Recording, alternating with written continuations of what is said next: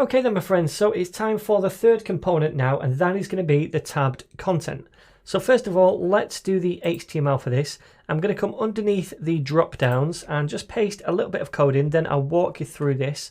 So up here at the top we can see first of all we have this H2 that says more information. Then we have this div right here with a class of tabs that surrounds all of this stuff right here. So that's surrounding the whole thing. That is in essence the container for the tabs. Now inside that we have a UL at the top and a series of li tags. Each of these has a class of trigger like this. Now the first one has a class of active, meaning by default to begin with this is going to be the tab that is active. Now they all have a data-target attribute as well, which is an ID, so about, delivery and returns. So the idea is these three things are going to be at the top and they're like buttons, and when we click on one of these it's going to become active and we're going to find the content with this ID and we're going to show that and give that a class of active. So if we scroll down now we can see we have three divs.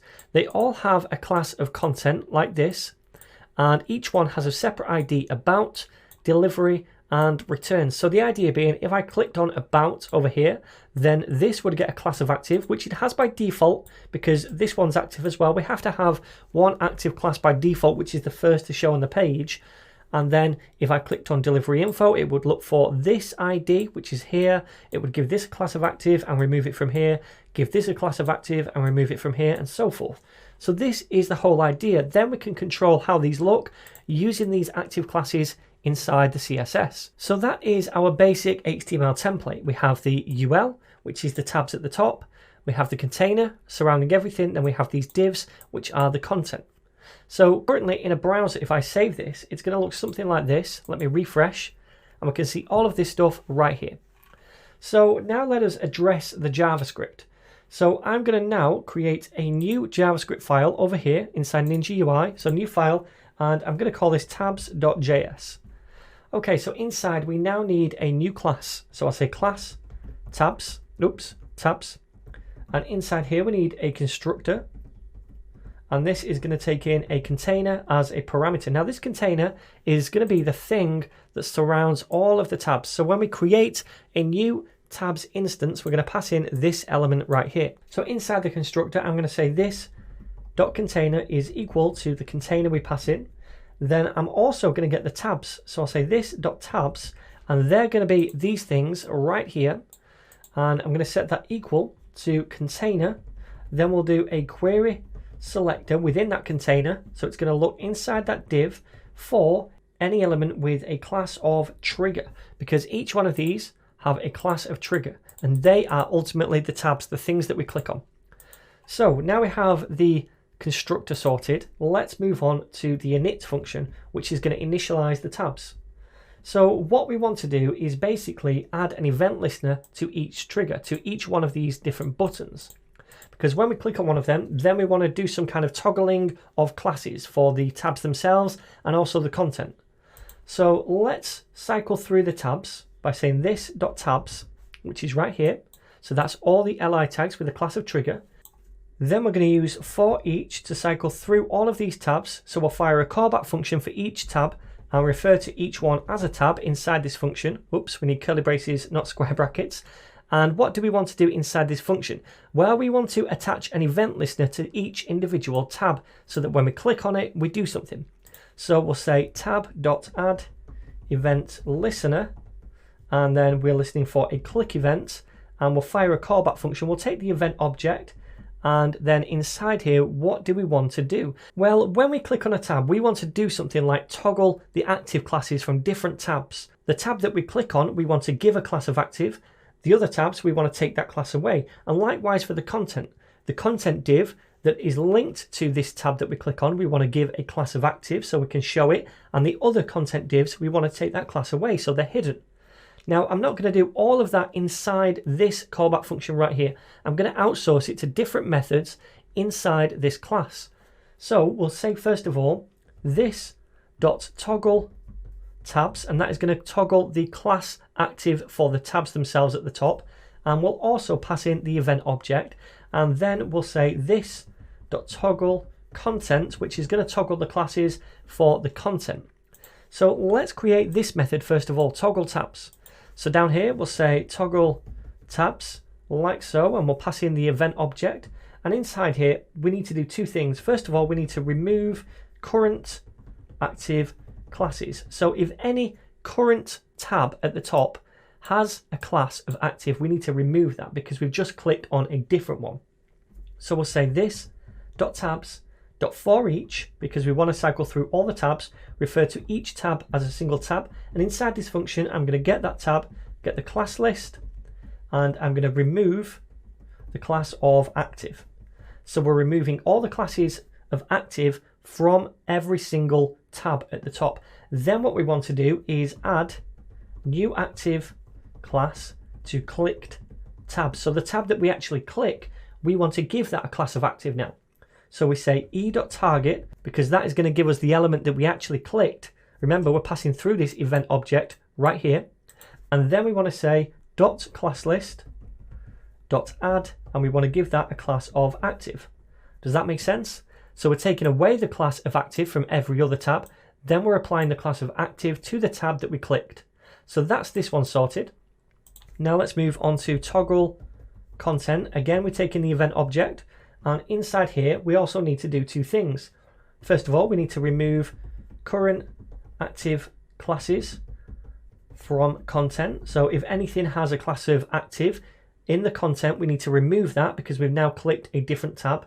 And the next thing we need to do is add new active class to content. So whatever content is linked to the tab we clicked, we now give that a class of active.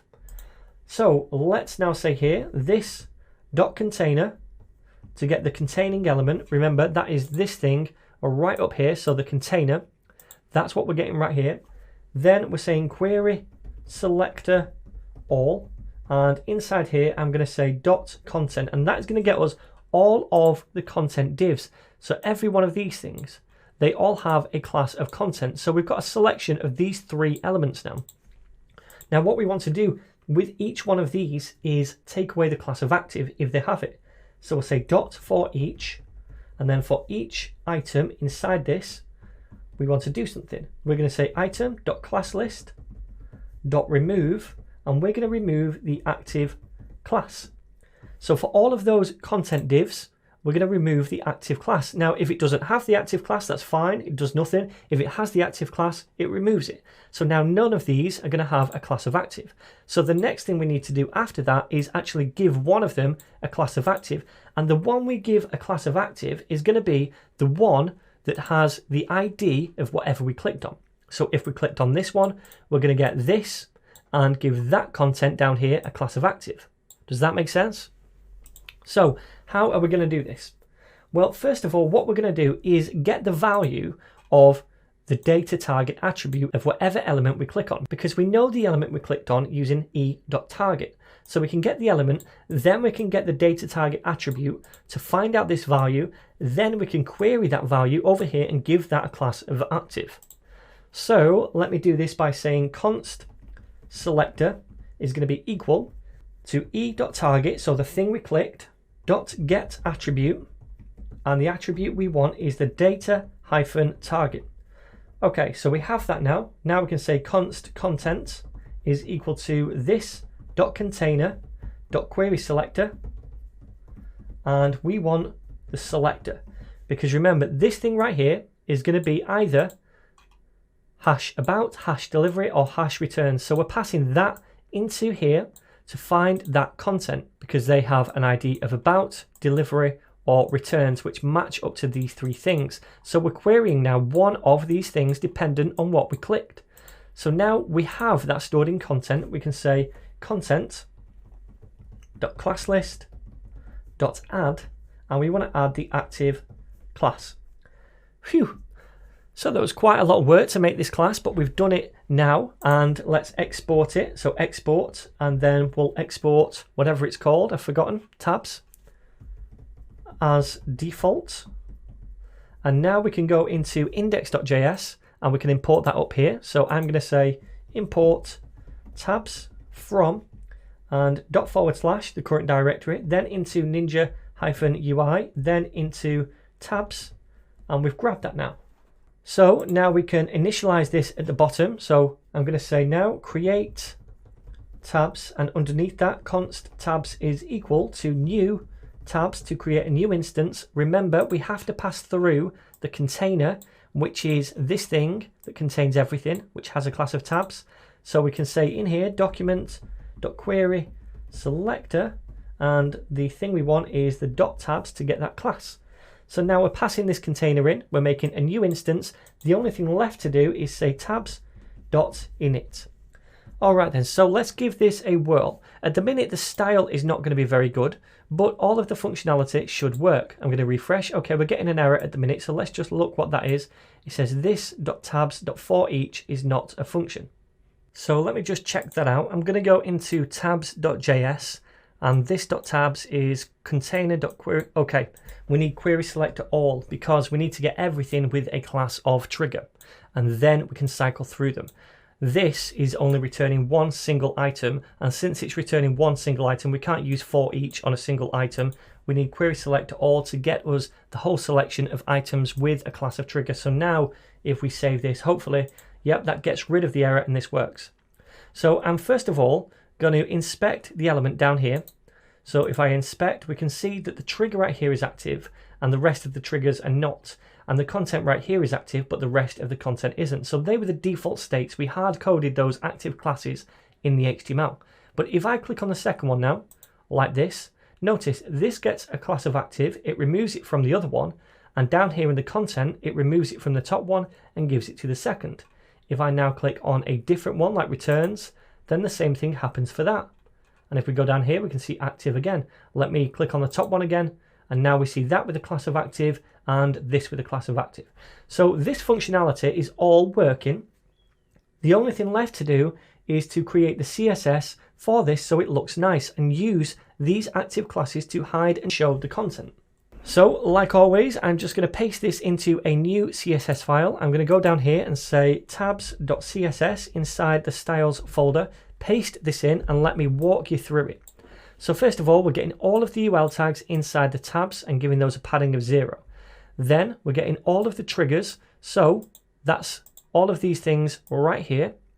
And we're saying with those, we want a list style type of none to get rid of that little circle on the left, a padding of 10 pixels, background of this light gray color, a margin of 4 pixels, a border radius of 6 pixels to give it that rounded corner effect, display inline blocks so they're all going to sit next to each other rather than vertically, then the padding of 10 and 20 pixels, top and bottom and left and right, then the cursor is going to be a pointer, which is the little hand when we hover over them. Now then, when a trigger is active, meaning when we've clicked on it, or by default, that first one, then we're going to give it a background that is different, and it's this kind of pink color, and the color of the text is going to be white. So when we click on one of those tabs now, it's going to be this color, and the text is going to be white. So the content themselves, they're going to display as none by default, because they're not active by default. The background is this light gray, we give it some padding and a border radius. But when a content div has a class of active, then we display it as block. Now by default, the first one has a class of active automatically. We hard code that. This has a class of active and this has a class of active. So those two already have them, but when we click on something else, all this is going to change. So now let me save those and let me import this into tabs.js. So we'll say import and we want /styles folder and then tabs.css and save this, come over here and hopefully this all works. And now we can see all of this styling over here. So by default, because this has a class of active, it gets that pink background, and also by default, because this has a class of active up here, this shows. But if we click on something else now, this gets a class of active and this gets a class of active, and it's taken away from this and the content associated with that. So this now works, and it wouldn't matter how many different tabs we had up here and how many different boxes of content we had, as long as they marry up to each other. So there we go, that is the third component done. There's one more I want to show you, and that is how to create that little snack bar pop-up at the top, and we'll do that in the next lecture.